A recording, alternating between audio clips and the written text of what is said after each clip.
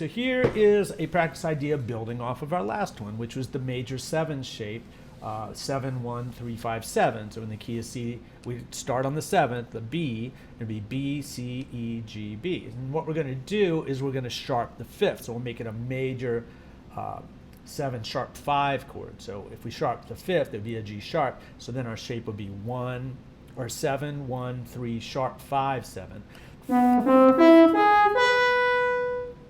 So let's play those back to back. So here's C, starts on the major 7. Now we know we need to sharp the 5, which is the G becomes G sharp. Right, so let's go to F, do the same thing, play the major 7 shape. Identify that, okay, the C becomes C sharp. It's going to B flat major shape. The 5th is the F, make it F sharp. So we're going to we're going to E flat major. The 5th is a B flat, make it a B natural. Going to A flat major 7 shape. E flat becomes E natural. Going to C sharp major. So the G sharp becomes an A natural. It'd actually be a G double sharp, but I don't think in double sharp, so it's an A natural. F sharp major. The C sharp becomes a D. Going to B major. F sharp becomes G. Going to E major. The B becomes a C. Going to A major. E becomes F. Going to D major. A becomes A sharp or B flat. And then G major. D becomes D sharp. And that's a good exercise. And if you did that every day, that would get really comfortable really quick. And that's something you can do away from your instrument too. You can think through those at any time. Like you're sitting in a chair someplace, you can just think through the circle of force. It's really great activity. I'm not really certain that your brain doesn't know you're actually playing, so it's a good thing. So now let's look at how we can use this. So I mentioned in the last video, there's a bunch of places that I like to practice and because they're comfortable for me, and one of them is minor blues. And minor blues is really great because for me, it's like ascending melodic minor world. You know, you can play ascending melodic minor over every one of these. And that shape we just played, which is a major 7 sharp 5 chord, that's the 3rd mode of ascending melodic minor. And you can go study that if you want. I'll put a document in the information section so you can kind of take a look at it if you want to. But that's kind of geeky, heady stuff. And eventually, if you just keep applying these things, you'll figure that out more gracefully than just being buried in it all at once. So basically what we need to do today is figure out, like, over this set of chords in D minor, where can we build that major 7 sharp 5 shape? Well, over the minor chords, we can build it off the flat 3. So over the D, we can play F, major 7 sharp 5. It'll sound great. We're going to skip this D7 altered until we talk about the A altered, right? So G minor 6, we know that we can build it off the flat 3 again, so that would be B flat major 7 sharp 5, and then we're back to F major 7 sharp 5. So far we really only need to know 2 scales or 2 chords, and we can play the exercise, right? Then when we get to this E half diminished, well, E half diminished is a mode. It ends up being a mode of ascending melodic minor, and you would play G ascending melodic minor over this. So it's actually the same scale and same chord as the G minor 6. So we can play B flat major 7 sharp 5 over this, which would be building major 7 sharp 5 off of the flat 5 of E minor or E half diminished. And that could be a little tricky at the beginning, but you'll get used to it if you keep doing it all the time, because symbols become what we apply to them. Like if we look at this and play B flat ascending melodic, if we look at this and play G ascending melodic minor all the time, this symbol becomes G ascending melodic minor. It might take a lot of repetitions, but it actually will happen. Well, actually, it just becomes that collection of notes. So finally, we get to the E7 or the A7 altered, and we can build our shape, it'd be off the third, the major third. So this would be C sharp, major 7, sharp 5, right? So that's what we can do here. And then we're back to F major 7, sharp 5, like for the last one. So now let's go back up and look at this D7 altered. Well, D7 altered, we could play our major 7, sharp 5 off of the major third, which is F sharp. But we're already playing F. So we're playing F major 7 sharp 5 for this measure, and this measure, and this measure. So all we really do, if we're playing our transposable fingerings, is lay our little fingers down, and the F major 7 sharp 5 becomes F sharp major 7 sharp 5. And then we've played the altered exactly right, and it gives a really great voice leading into this G minor. So let's just walk through, before we do the exercise, let's just walk through what this is going to sound like. So I'll go measure by measure. Here's the D minor 6, so I'm playing F major 7 sharp 5. And the same thing in the next measure. Next measure. And now I'm just going to do the same thing again, but put my little finger down.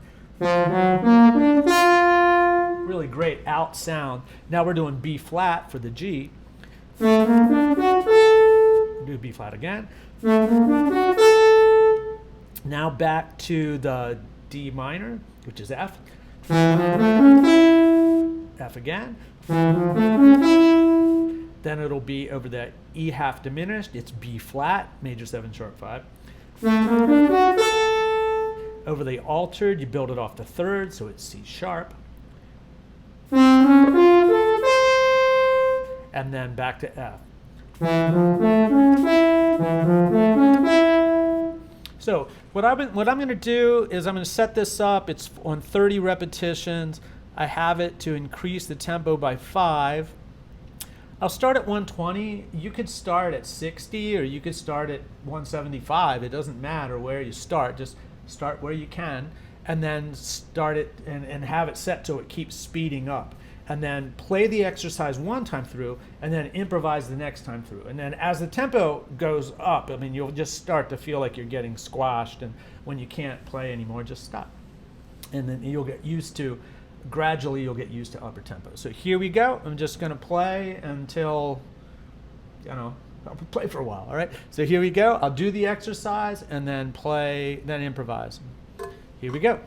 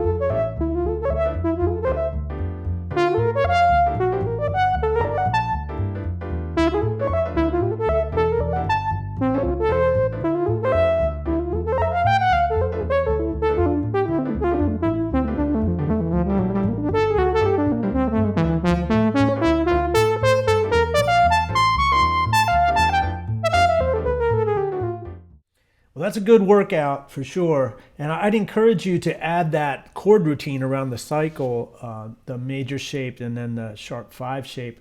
I would keep that around for a week and you'll get really good thinking about it. And that'll give you the opportunity to maybe do this exercise in a couple other keys, which would be great too. So at the very beginning, you just need to remember that intellectually it's awkward to apply this stuff, so it takes a lot of energy in your mind, and that'll go away pretty quickly if you keep doing it. And then what happens is you start to hear it in a different way. Like at the beginning, you're just surprised by everything that happens. It's like the sharp 5 shape is weird, and then it kind of is surprising and cool at the same time. And then you get to a place where you'll start to expect that sound. And then it's not long after that till it really does become part of you, and that's just a sound that you sing, and it intuitively comes out, and maybe you're not even thinking about it. And that's my hope for you. Hit like if this was beneficial to you. Subscribe if you want to catch the next one. Join the EWI Den. It's a free membership, so check that out. And have a great day. Bye-bye.